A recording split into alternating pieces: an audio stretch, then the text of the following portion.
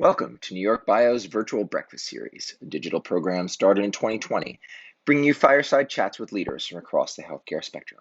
This week's episode features Teri Willey, Managing Director of IU Ventures and someone who has made a huge impact on academic commercialization, both in the US and the UK. All right. Good morning, everyone. My name is Jennifer Hawks-Bland, and I am the CEO at NewYorkBIO. We're thrilled you're here with us for another edition of our virtual breakfast series. We've had the amazing luck the last few weeks to bring in some experts in the field of company creation, company valuation, and even international guests. And what it does is it helps us bring into focus our emerging biotech company showcase that we're having tomorrow. And Derek will put the registration link in the chat so that if some of you haven't planned to join us tomorrow for our emerging company showcase featuring European and UK companies, you feel free to register during our conversation with Teri this morning. Thank you again to Moses and Singer, our sponsor for this month's webinars. And as usual, housekeeping measures, please put your questions in the Q&A box or in the chat for our conversation with Teri, and Derek and I will monitor those and feed them to her. With that, welcome. We're thrilled to have Teri joining us from the UK. So actually it's afternoon to you. And I will kick it over to Derek to do a more formal introduction and get us going. Thanks, everybody. Thanks, Jennifer. Okay. Teri, good afternoon and fantastic to have you here. And much like Jennifer said, we have, I suppose, your background covers just about a little bit of everything today. So you made, a huge impact on New York. You were the head of tech transfer for both Mount Sinai and Cold Spring Harbor. And prior to that, since we have an international flavor, you actually started the entire tech transfer function at the University of Cambridge. So we're super excited to have you here. And as you know, we usually kick off with a bit of an origin story. So I actually want to rewind the clock way back before any of all of that, because we've known each other for a while, but I actually never really knew that, 15 years, he's rewinding. We're rewinding. We both met when we were 8. So let's rewind the clock all the way back. I actually never knew that you were one of the founding members of Arch way back in Chicago. So why don't you take us back to that one? Because I've actually never heard this story. Yeah, okay, well, sure. And actually got involved in venture even before that when I worked for International Minerals and Chemical, and we were thinking about doing some corporate venturing back in the 80s. And that was my first introduction to it there from somebody who turned out to be a very important mentor to me, Brenda Politi Gavin, and who has introduced a lot of people to the field over the years. So yeah, with Arch, Arch actually stands for AR for Argonne National Labs and CH for the University of Chicago. And that was originally set up as a 501c3 for both those organizations to help them with technology transfer and commercialization of inventions coming out of the laboratory and out of the university. And under the leadership of Bob Nelson and Keith Crandell and Steve Lazarus, they formed a fund with that organization being the fund manager way back when. And I was not part of that fund. That was Arch Venture Partners Fund 1. It grew to Fund 2, and the Fund 2 moved outside of ARCH to being AVP2. And I joined the team there afterwards, and we were reconstituting the organization as an aggressive licensing organization and one that would pay a lot of attention to spin-outs.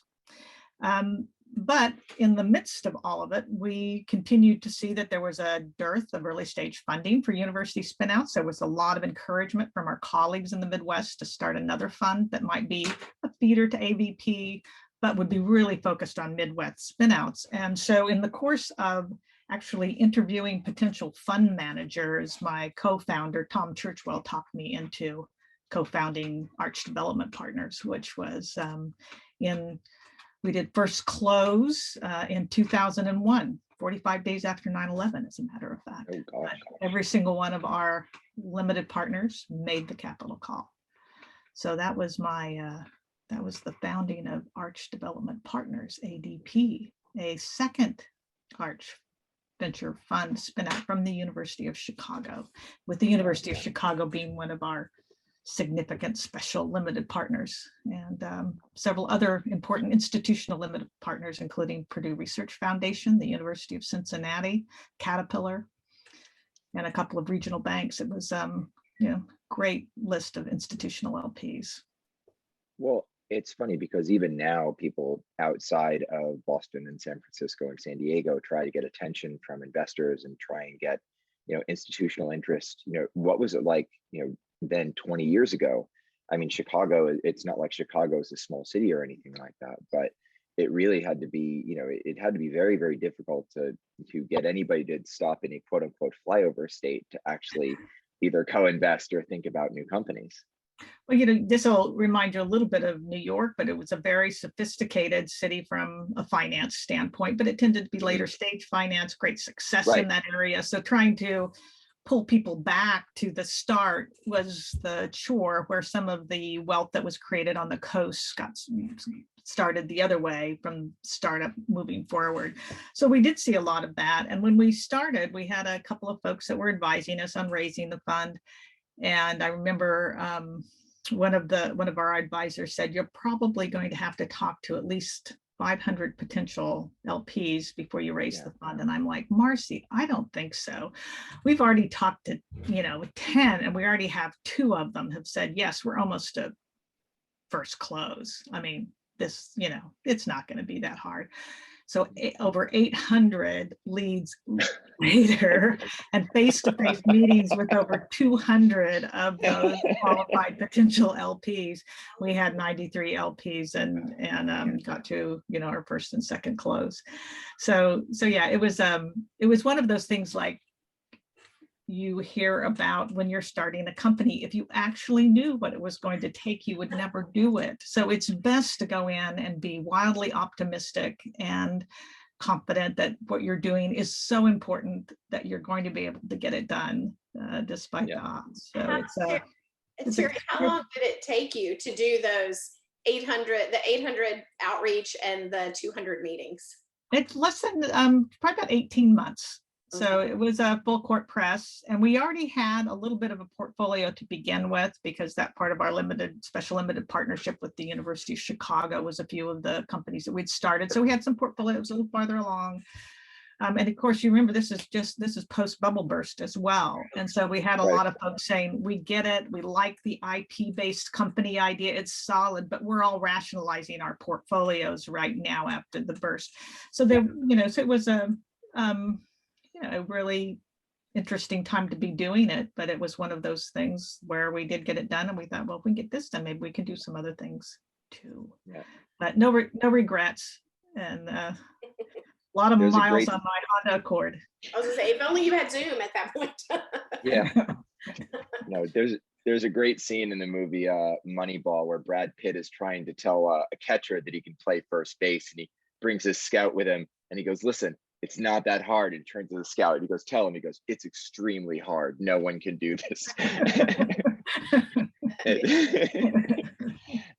Yeah. So it's funny. The lots of money, but the wrong kind of money argument had been levied at New York for a long time. It's actually really hard to get people who allocate capital in a different way in a lot of ways, especially after something like the bubble bursting or anything like that. It's hard for people to step outside of the risk profile that they understand, the operations that they understand.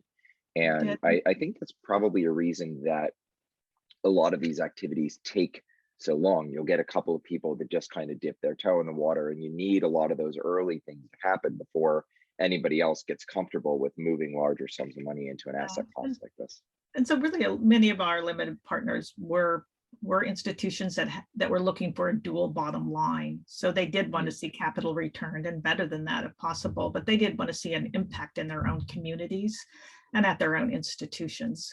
So they were being very pioneering with us, and they were, really wonderful limited partners to have. And we were a first-time fund. So, kudos to them for taking a risk on us and starting to build that base of capital and talent and so forth that you have to build slowly over time. And we were one fund, and we co-invested with a lot of other funds, and so it goes. So yeah. So after that, I don't know what this, I'm not an armchair psychologist or anything like that. So after that, you went to the University of Cambridge, where you didn't have any of the infrastructure under you. Said you kind of ratcheted up the degree of difficulty in terms of kind of starting the entire function from scratch.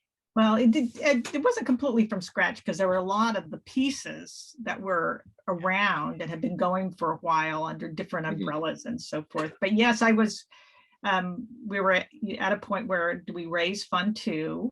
And at that point, as you know, when you're involved with a lot of small companies and with investors, you're on a lot of boards, you're doing a lot of other work for your limited partners in appreciation for their support of you. And I sometimes joke that the only way that I could pare down my commitments was just to leave the country. So when they called me asked if I would be interested in coming over and helping to set up this affiliate, the answer was no. No, I'm not interested. I promised my children I wouldn't relocate it till everybody was out of the nest. And they were going through some really interesting times there, where they were changing their IP policy from one where, spiritually anyway, the faculty were first to own, where most other institutions in the UK of Europe had been the institution owns in the first instance, and then would have to opt out for the faculty to own. I say, in essence, because really whoever funded the research really drives that, like we do in the US. If it's federally funded, then there has to be a setup with the institution for managing the IP in a certain way that meets, criteria that's good for the country and for patients and so forth. So it's very much the same thing there. So they were going through a lot of changes there. It had been controversial. And so it was also, which is, well, it's a bit of a hornet's nest there. If you want me to recommend somebody, I'm not sure I should recommend somebody I like. It's going to be a really tough job. And so, but it's intriguing because it's a wonderful place there. That's the Cambridge community has a long history of doing a lot of software related startup companies, really strong computer science. And they were just starting to see that crossover in biotechnology and informatics and everything else. And really wonderful people in the tech transfer office, really talented, hardworking folks who were making a big difference. And that program was inside the university. And then there were little venture funds set up that were affiliated with the university. The government was very active in helping anchor little venture funds and help them get started around universities and so forth. So I had said no, and a few weeks later, my daughter came home from school and said, can't you get a sabbatical? Could we move somewhere cool? Helen's mom got a sabbatical in Australia and they get to live there for a year. And I said, well, maybe I don't want you to go raise another fund. I'll never see you. And so I said, well, I did have a call from, Cambridge. And she goes, that's in England, right? Let's do that. And I said, well, I already said no. But then they called me back again a little later and said, please come visit. So I said, Hannah, you want to go visit? And then the people I met just changed my mind. And it was a really wonderful time and experience. And it's just so many excellent programs. And the trick was to get this wholly owned affiliate set up in order to just kind of corral everything in a way that made more sense for the investors and the entrepreneurs and so forth, so that it was a little more seamless to work together. And this is an interesting thing to do anywhere, but it's especially interesting with an 800-year-old university where their organization predates the Companies Act. So it's and it's it's an amazing place. So the trick there was, how do you support these amazing people in tech transfer and in these little seed funds, and make sure that they are working together and enjoying it. So these aren't structural issues. These are dotted line issues. And there was already a real strong sense of that already. And then which things do you have to change structurally, and what do you need to do to put these new policies in place without everybody just, having a riot. And so we work through those things, steady forward motion. And I provided a lot of comic relief to my staff by misuse of English words and, my last name. So it was were great, but it was a really fun thing to do. Yeah, really I hard. felt that way.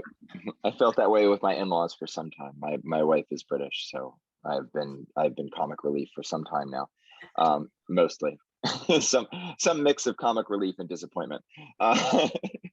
So what is when you got there, right? I mean, we in the US, we just, I think we've almost just become attuned to the kind of promise of entrepreneurship and, you know, the just things like that, the feelings around starting companies and the general acceptance of this as a path that is really common and is one great way to get science out to patients and get things translated.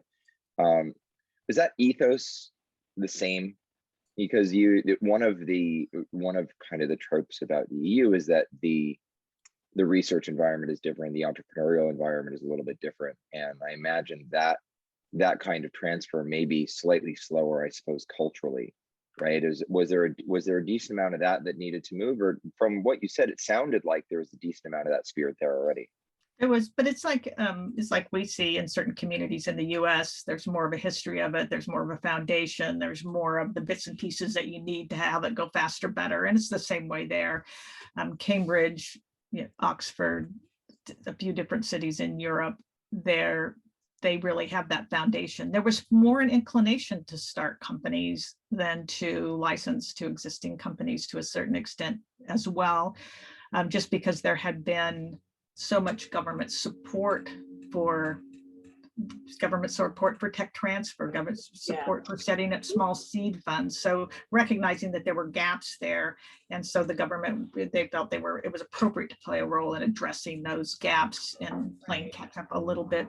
But there was a very strong culture for doing startup companies, and in fact, there was a kind of really self-effacing attitude sometimes in saying, oh, we're so far behind the US, and they were not. They were just not giving themselves credit where credit was due. Really, and the issues are very similar, and there's a few nuances, but the issues are similar in finding great startup management as soon as possible to partner with that founding scientist and so forth. And in fact, because the policies had been different regarding ownership, and it was okay for the faculty member to take their ideas and start something themselves, there was a bit more infrastructure and supporting entities and companies and legal help that knew how to do it in that community in Cambridge. So not all communities were as robust as Cambridge, just as not all communities in the US are as robust as Boston and so forth. But it was something. Was there any difference created by the fact that the UK has a different payer system for healthcare? Is that impactful at all in how and which companies are formed? No, because in my opinion, no. It's always taken into consideration. Payer issues are on the top of the list, no matter where you are, is who's going to pay for this and how does that impact pricing and therefore value the company and so forth. But so much of the market is in the US that's what you're looking at. And you're also wanting to have a combination of investors from different locations if your market is in different locations as well. And there's some very good venture funds in the UK and Europe. Amadeus out of Cambridge, it's been a kind of set the example for a lot of folks, and good stuff. So that was, we used to have this venture partners program, which was we'd invite venture investors that in the community or in surrounding communities periodically, just to hear from 2 or 3 of our early stage spinouts to give feedback. But it was one of the most fun things to do, that in our investment committee meetings, just because the investors were meeting each other sometimes for the first time, so we could act as a conduit for that. And part of our job, we felt, was to get these really great investors comfortable, or at least experimenting with investing earlier. And we thought you'll be more comfortable doing that if you're part of a strong syndicate. So can we help facilitate syndication, those kind of things? Yep. The age-old principle of everyone else is doing it, it's perfectly okay. Right. So that's how so angel rounds get raised, isn't it? yeah, Yeah. my friend Frank is going to invest. He said this is good, so my diligence is done. So from that, you come to New York, and it's interesting because you have two kind of, I think, really incredible experiences here, and both I think are largely different flavors. So how did you come back to New York? And it would be great to hear about what your thoughts on it were when you first got here, right? Because I remember a bit of what I felt it was like at that time, but I'd be really interested to hear what you thought kind of stepping into that situation, because you had to step into a role where you had to really compete with Boston and San Francisco. And it's one thing to get the rosy projections of great science, all of these great things. It's certainly another to come in and step in and say, great, I have to go do this now, and I have to get all these people moving in the same direction.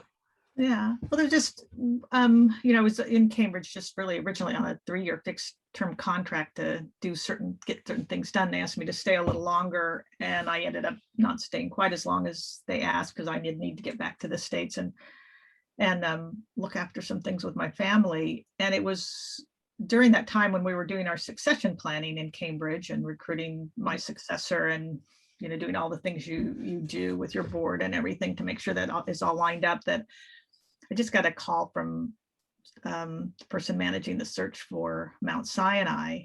And it was not something I had planned to do again, which would have been a tech transfer at a big organization, especially a hospital. But again, it was another chance to come in with the very strong executive director there, Pat McGrath, retiring, and a chance to say, this is what we've got. What could we do next? And again, really some, handful of really talented, great people, and say, well, this is what's going on. What can we get this? Can we move this program in a way that creates a really strong foundation to recruit a permanent, senior VP? And so that, again, it was just a really interesting, intense role to do everything from find space in New York to put our offices, to really making sure I could support the really talented folks who were there, and be part of this amazing institution. I was there doing the Sandy, storm. Respect was already there. It grew tenfold during that. But just be part of an organization that takes their intellectual property commercialization seriously because of the impact that you have with patients, but also looking for a fair return, because that makes all the difference in making sure they can keep their doors open to everyone, no matter their circumstances. So really, really an important thing. But the most amazing thing about it were my counterparts across New York City at Rockefeller and NYU and Memorial Sloan Kettering and Columbia. And this was really terrific. And I got to be, got reacquainted with my friend Kathleen Dennis, which was an absolute blast. And it was just it was a group of people where New York can seem very intimidating. Maybe it's hard to break in, but it was a place where, that we just had set up a protocol where if one VC comes in and meets with you, you introduce them to the other 9. They say, and I'd like to, are you going to be visiting with Columbia? Yeah, I haven't gotten set it up yet. And I go, well, let me set it up for you. You can meet with us individually, you can meet with us all together, and we would have quarterly meetings. Or if somebody was coming in to doing a big corporate push for sponsored research with options to license, or other sorts of, open innovation programs, we really tried to make it easier to, if you're going to meet one of us, you can meet all of us. And it was, I think it made a big difference. Plus it was just fabulous getting to work with your counterparts at the other places too. So, and that's a big part of the life science in New York, is how do we make sure that the right partners can find, the right people to work with within our institutions. Yeah, it's funny. I was literally, you literally just stepped on the question that I was going to ask you, because I had thought of these things, and obviously we all know the same people there. But one of the things that I think for a long time, people kind of found things to criticize about New York, whether they were right or not. And one of the things that people would bring up is, oh, all of the universities compete with each other, and they don't even talk to each other. And you would talk to anyone in tech transfer, and you're like, no, they kind of talk all the time. Actually, you know, they meet a couple times a month, and most of them are actually pretty good friends. So yeah, that you can fish for whatever reasons you want, but that's really not one of them. But one of the good things that I think ended up out of that is they started a really good series where all of the tech transfer offices would kind of present their stuff together. So instead of having the individual kind of technology roundups, they would make it, you know, a few times a year. They would actually rotate the spot, and they would have all of the universities do it together. I don't know if that was, you know, a show of solidarity or whether it was just efficient, but you know, it was kind of a nice statement of, yes, we all work together. Here's all of our stuff. Yeah. And that, I think, yeah, you could attract more potential partners or investors that way. It just makes sense. And so we you know, we would try to get together regularly and think of various ways we could throw our weight around together, quite frankly, but also what we could facilitate. And then of course we'd always have a completely off the record dinner afterwards, which was a validating exercise all the way around. Yeah, So, the off the record dinner is usually one of the most fun parts of anything. We have yet to start the off the record webinar yet. We're not really quite sure how to do that one, but we can certainly charge. Yeah, no, we wouldn't record, and you'd charge a lot more money for it than you do for this one. So from Sinai, you went over to Cold Spring Harbor, which is really, you know, I don't know if you could pick two kind of structurally different organizations to step into, right? I mean, I suppose it's basically Rockefeller, but out on Long Island and next to the harbor in a slightly more picturesque setting. Yeah, very, very similar to Rockefeller in structure, of course, very flat structure.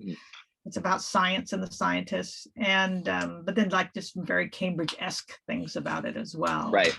And it was great. I mean, it was more the kind of thing I had in mind when I was leaving Cambridge. And so we had the succession lined up. Eric Liam was going to come in and take over the reins and take the program farther, which he's done. It's fantastic, just the strength on strength program at Mount Sinai.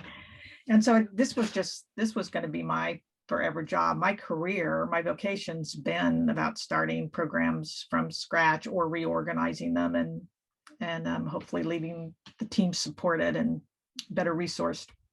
And so this was one where you just back to why you got into the business in the first place, is because you get to work with some of the smartest people in the world and support them with their business transactions so that they can continue to focus on their science.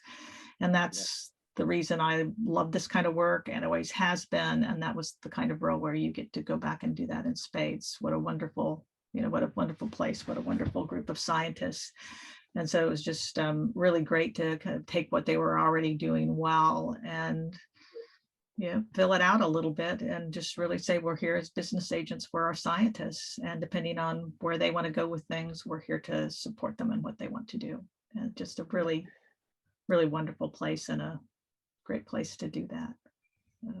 So what do you do differently when you go from a big place to a small place, right? Or you know, how do you approach the challenge of a Sinai differently than the challenge of a Cold Spring Harbor? Well, they're very different places culturally. You know, the Mount Sinai is the life and death place. It is a hospital as well as a medical school. And it is a place too where you have to be a lot more cognizant of the bottom line. So when you are negotiating deals or considering litigation in order to defend your property, you may take an approach that is a lot more business-like, and appropriately so for you know, particular organization or culture. For Cold Spring Harbor, you're going to be emphasizing scientists and science first. That doesn't mean you can step away from making good business deals, because again, it's you know, you've got an obligation to make a fair return, especially if those returns are going to be reinvested into the best neuroscience, you know, or the best genomics and so forth. So it's not a nice to do, it's a got to do, and you've got to figure out how to balance those things and do it well. But but of course, Mount Sinai is a large corporate structure. And Cold Spring Harbor Laboratory is a smaller place with 55 heads of lab, also reporting to the president and CEO. And if you're not a scientist, you're there to support scientists. Right. And if you're there to do business support, you're going to do best practice business support. And it's and you're very much the scientists are your clients. Speaking of support, we actually had an audience question. The question is, for members of the life sciences industry that are not entrepreneurs or accredited investors, what advice and guidance do you have for them? How should they contribute, collaborate over the next 5 to 10 years within the industry? What skills or experiences would be most relevant? So it sounds like it's somebody who's looking to get into, right, life sciences support. What do you see as growth areas? I'd say certainly business development. So business development is a multifaceted area, but it's an opportunity where you can help make sure smart people play nice together.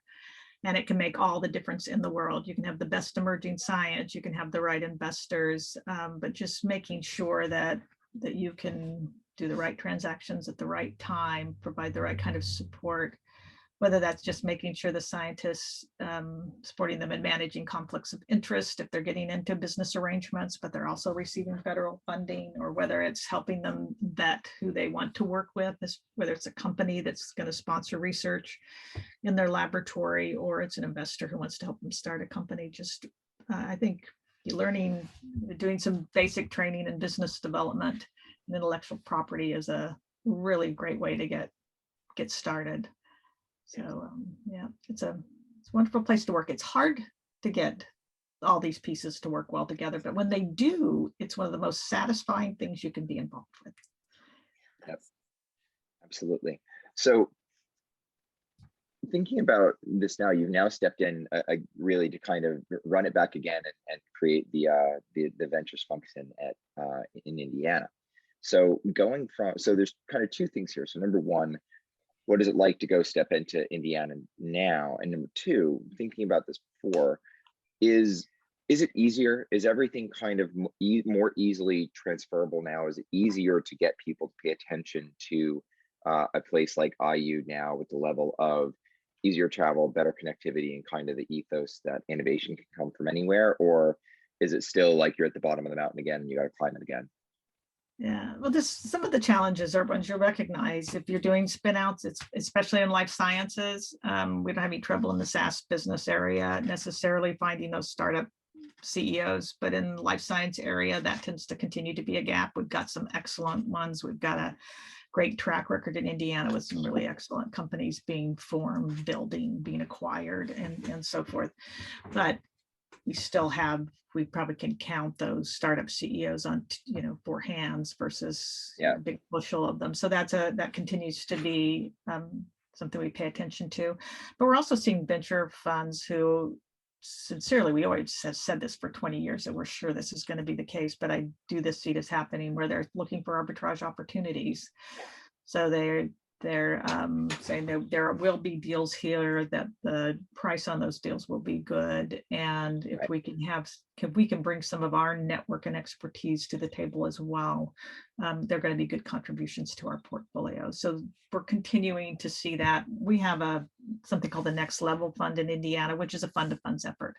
So one at a time, we're finding really top quality venture funds who will say, okay, I think there's enough deal flow here that I will take a limited partnership in this case and spend more time here. So I see those types of things building over time. The science is excellent. We have a great medical school, great basic science, and always plenty of deals to do, whether they're collaborative research or they're venture deals. I'm focused very much just on investing in companies that are related to Indiana University, and that can mean that the founder is an alum as well as being a licensee. Yeah. How does it, so obviously like different areas of the country are different. When you think Indiana and you think pharmaceuticals or biotech, like you think Lilly, right? And how does that play a role, or how does Lilly play a role as sort of the outsized representative of the industry in the state with your earlier stage companies? Yeah, the yeah, Lilly's there, Roche is there, and as a result too, there's a lot of the pharmaceutical support organizations, CROs, and Yeah. that type of thing. Some really excellent ones and some new ones as well. Genizyn's one of the fastest growing companies in the Midwest, and they're all about viral vector technology, CRO work. And so there's really nice infrastructure around it.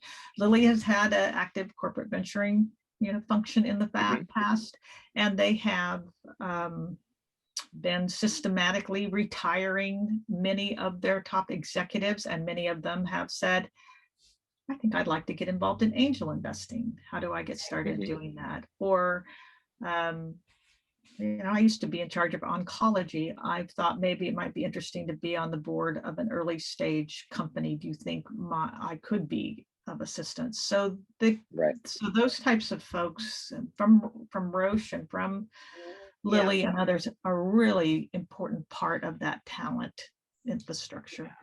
So we're seeing that. You're able to leverage their long time expertise, which is fantastic. Yeah, so really then the Indiana Health Industry Forum is our bio affiliate in Indiana. We also have an organization called Bio Crossroads, which is also an excellent organization. So there's lots of good organizational infrastructure for doing some of this. And we have a lot of early stage funds that cooperate together and syndicate together. And we're all trying to pull in one of those funds from outside the area to work with us, and steady forward motion, one at a time, they're happening. Right. Yeah, I work with Kristen Jones. Yeah, Kristen Jones, I was just going to say. Fantastic. Yes, fantastic. Yeah. So we had a question about whether your fund just invests in a certain geographic area. So does it just need a connection to IU, or can it be anywhere? And the second part is, is it purely healthcare focused, or is it kind of pan everything? Yeah, it's the IU affiliation needs to be there. It's an IU alum in the C-suite or as a founder, or it's a company that's commercializing innovations coming out of Indiana University, and it can be located anywhere. So most of them are located in Indiana, but we have them in Wisconsin and California and Boston and New York. So yes, so we do investing for equity out of the Indiana Philanthropic Venture Fund and the Innovate Indiana Fund. And the philanthropic fund is actually called philanthropic because it's a donated or contributed pool of capital. It's an evergreen fund. So realizations go back into the fund for reinvesting. And then we also have a very active angel network that was just launched in February of 2020 and has already, they're at about 2 million in angel investments across about 20 companies so far. So is there a sweet spot that you have? Is there kind of a quote unquote typical size deal that you like to do? I imagine you're not, leading $100 million A round out of these funds, but is there something that basically fits kind of right in the wheelhouse for the type of investment that you like to make? Yeah, we're usually doing Series Seed to start with, that may be $250 to $500,000 in a Series Seed, but we do reserve capital to follow. And so most of our investing right now is in follow-on in our existing portfolio. We have had one exit, and we're hoping to announce another one soon. We launched the fund in mid 2018.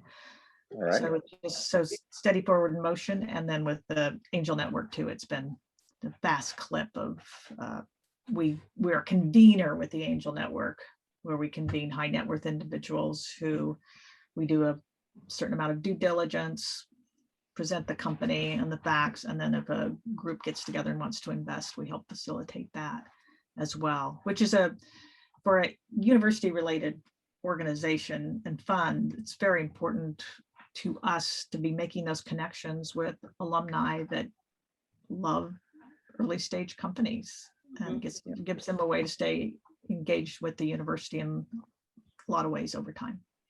How have you seen deal flow impacted by COVID and the pandemic? Did it just shift online and not miss a beat, or was it impacted? Yeah, we just, it slowed down for about 3 weeks. And then it picked back up again. I figured people were figuring out technology, I think. So we had done our first angel network pitches in a combination of online and in person in February before everything. I mean, that was our first one to start, and we had already decided we'd at least have some part of it be online. And so just my colleague Jason Whitney just ran with it and just knocked it out of the park. They I'm mixing my sports metaphors there, sorry about that, but and so the interest just kept pouring in, where people would say, I have this company, would you take a look? And we have this process of taking a look at things, see if they meet their criteria, meeting with everybody. And so we could actually pick up the pace with the meetings and do more of them online and so forth. And then same thing with the philanthropic fund, and the Innovate Indiana fund is just follow on now out of that fund, but still continue to get a lot of inquiries. And like most pipelines for investment, 95% or more of our inquiries are not going to be companies we would advance for investment, but 100% of those inquiries are from constituents of ours. Yeah. So we, a big part of our program too is saying, that's a great idea. Have you considered participating in an accelerator program? Here are some choices of things you might do, or you're getting close here. I think you could have the basis of a company if you did this kind of customer discovery and ended up with these types of results. Yeah. So that's a big part of our pipeline compared to a traditional venture fund. Is the entire pipelines our constituents. So we want to be able to say no almost all the time, but do it in a way where we're helpful. Absolutely. Yeah, I worked for a U.S. senator for 6 years, and I am intimately familiar with constituent help while sometimes not being able to solve the problem. We actually had a question that I think is relevant here. It's how do we find out about innovation coming out of IU or that is ready to be licensed? Yeah, so IU Ventures is the group that manages these venture funds in the Angel Network, and it's really focused on companies that exist or pretty close to existing that we can invest in or help them find funding.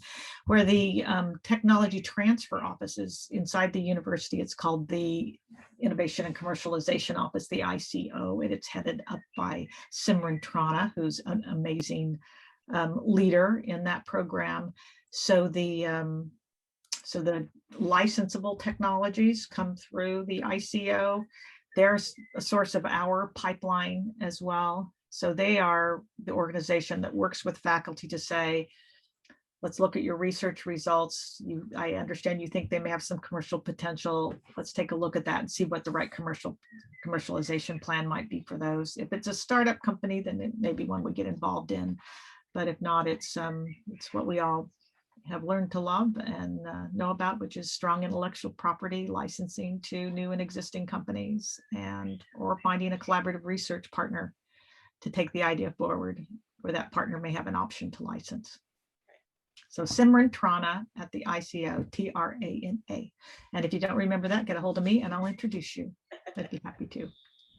And I think just put the I did. I just put the link in the chat. We should folks should be able to get there. Yeah, and also the other question about life science, we do all areas. About a third of our portfolio is healthcare or life science, or maybe a little bit more than that. But we also do a lot of SaaS companies as well, which has been a interesting learning curve for my old brain to learn the SaaS business models.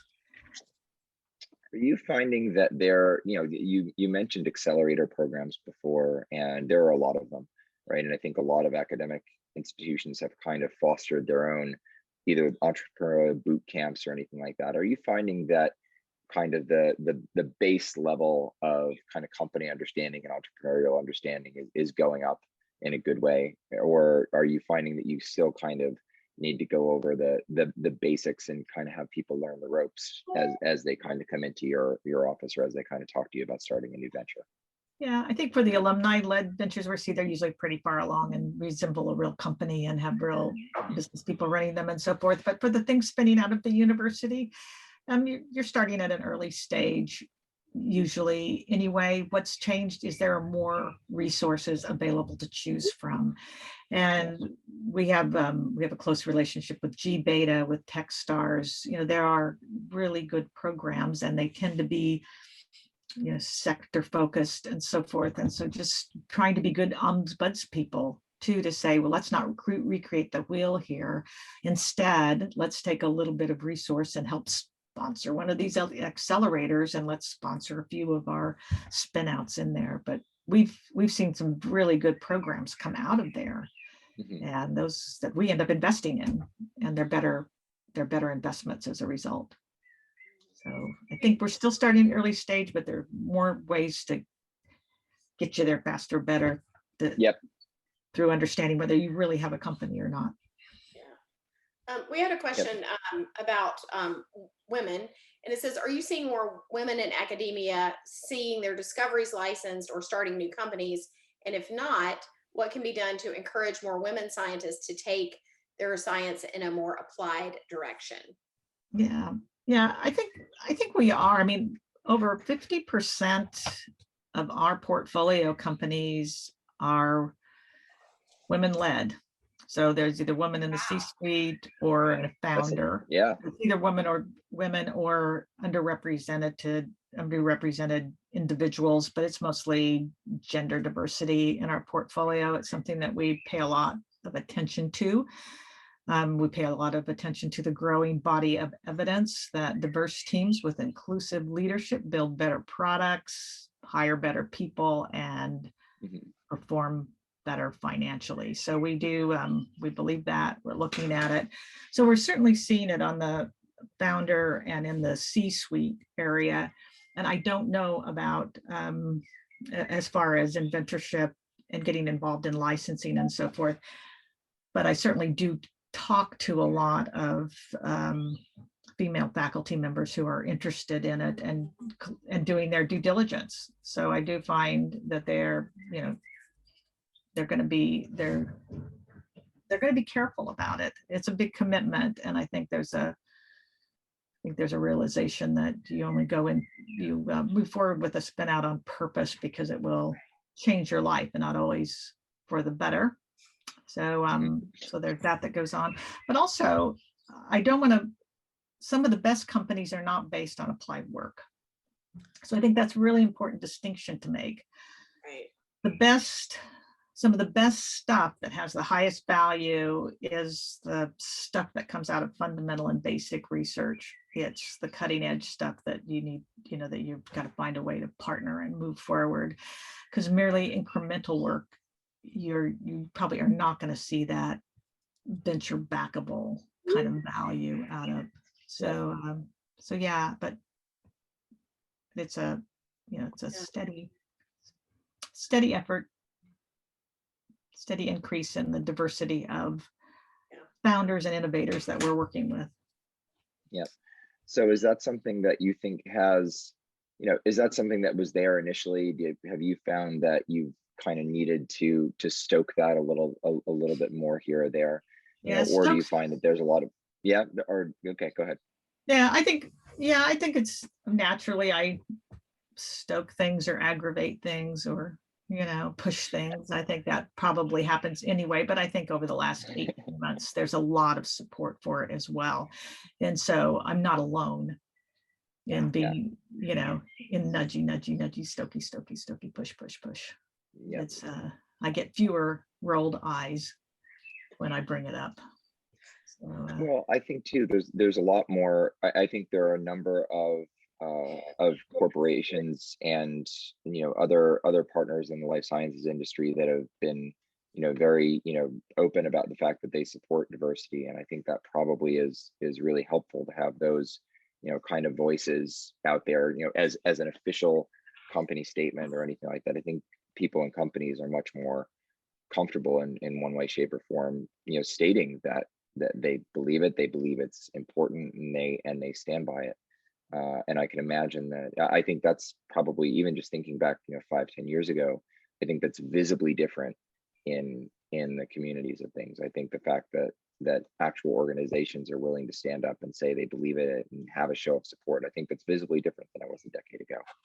Yeah, I do too. I think it's a welcome change. We still have a long way to go. And I noticed in your emerging company showcase, you have all male company founders. So there's me being awkward again, but I just got to say it. We don't like the we don't like the idea of the mantle, and the difficult part is when you invite several and you don't necessarily always get the you don't get everyone. Some of the companies that we invited had the gall to go public during the invitation period. Well, that's great. Which is unfortunate. I know it's great news, and we have to own it. We have a commitment to diversity too, and it's unfortunate that that's the way that's stacked up. So okay, well, I always raise the issue when I'm looking at programs. So depend on me to do that. But I also want to take an opportunity to remind everybody, starting at 8 o'clock or 8:30 tomorrow morning, the Emerging Company Showcase, co-hosted by NewYorkBIO and New York Stock Exchange. Yeah.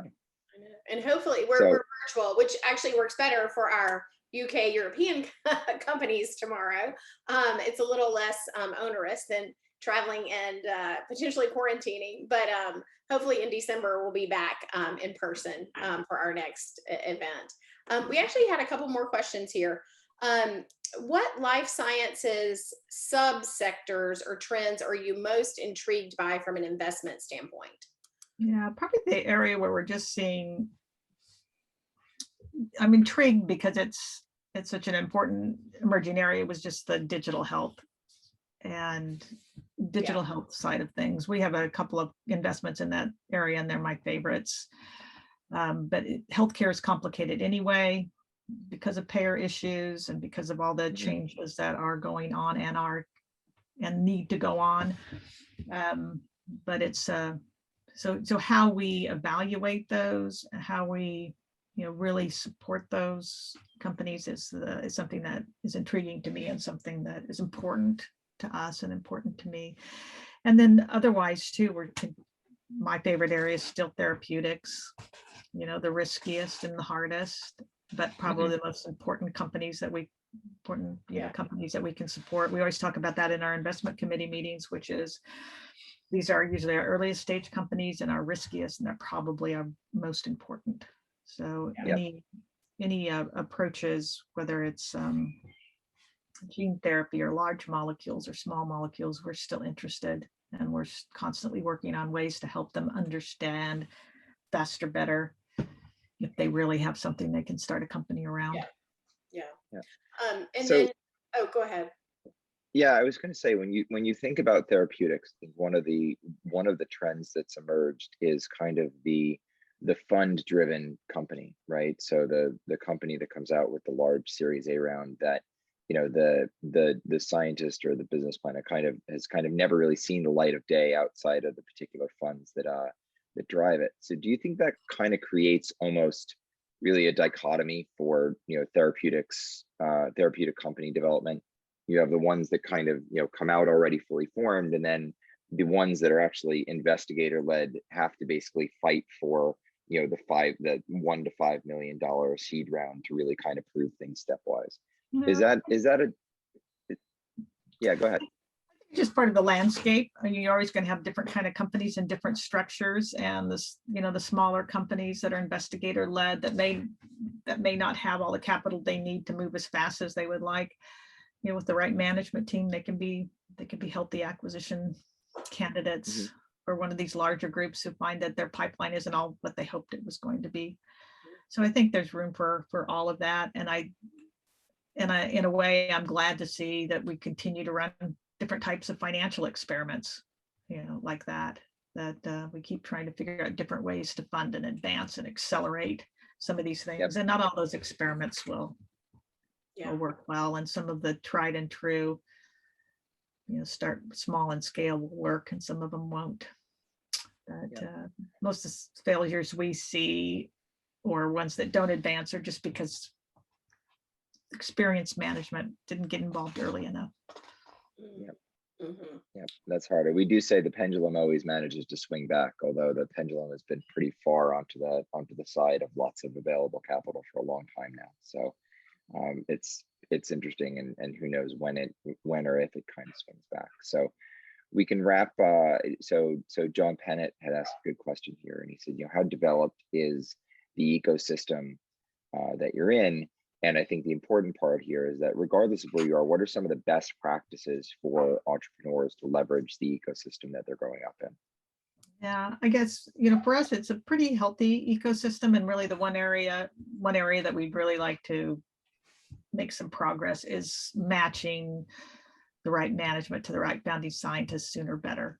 And how do we do that in a way that's as organic as it can be and effective as it can be without requiring lots of databases and forms and things. So I think, and I always just get back to that. It's because it's such an important acid test. If you can find somebody, if you can find that kind of match early, that's an indicator in itself that there is, something there that somebody wants to go at risk with you on to take forward. So I think that's really an important place to focus, is finding venture backable talent as soon as possible to partner with the founding scientist, and not just somebody with some business experience, but somebody, when the time comes, they could raise money for that company. And that's an important distinguishing aspect. That doesn't mean there's not room for other talent programs where you're mentoring founders or you're helping put together governance boards of directors. But at the end of the day, you've got to find that venture backable management sooner. Match them right. You also find out sooner whether you have something or not. Yeah. So Jahan is throwing. Yeah, go ahead. Jahan is throwing you the hard question here. How do you find venture backable talent before funding? I think it's one of the hardest things we do. I mean, we've been experimenting with a lot of different ways to do it. And what we end up doing is we churn our networks. We talk to people who are those experienced managers and said, who this time? Was there a CFO in the last company that should be the CEO this time? Right. We just launched a company called Covina, and one of the CFOs from two very successful biotech companies she's stepping up as the CEO of this one, and she's doing a great job. And she is raising that seed round and has done it faster, better than a lot of folks that I've been working with. So I wish I had some magic solution for it. I've been looking for one for a long time, but it's churn your networks, introduce people, and just stay at it. Just do the legwork that it takes to make the right connections. Yeah. And it's hard to, some people look great on paper, or it seems like the right thing over Zoom, but then it's not quite it. Yeah. And it's a real partnership, right? It's founding scientist and the business person. That's going to be a partnership that really matters. Yep. Sometimes the magic solution just happens to be, hard work, which, isn't necessarily what anybody wants to hear, but it tends to be the best magic wand that you can get. Yeah, I just want to check off. Yeah. All right. Well, Teri, this has been terrific. We miss you in New York, but it's really awesome to see what you're building in Indiana. And can't thank you enough for spending time with us today. Thanks for including me, and thanks for everybody in joining us today. And let's all have a great emerging company showcase tomorrow. That's excellent. And Frank Del Corno has come out with the final thing, says thank you and go Hoosiers. So we can end on that one. All right. Thanks so much. Have a great day. Thank you for tuning in to New York Bio's virtual breakfast series. Join us every Tuesday at 9 a.m.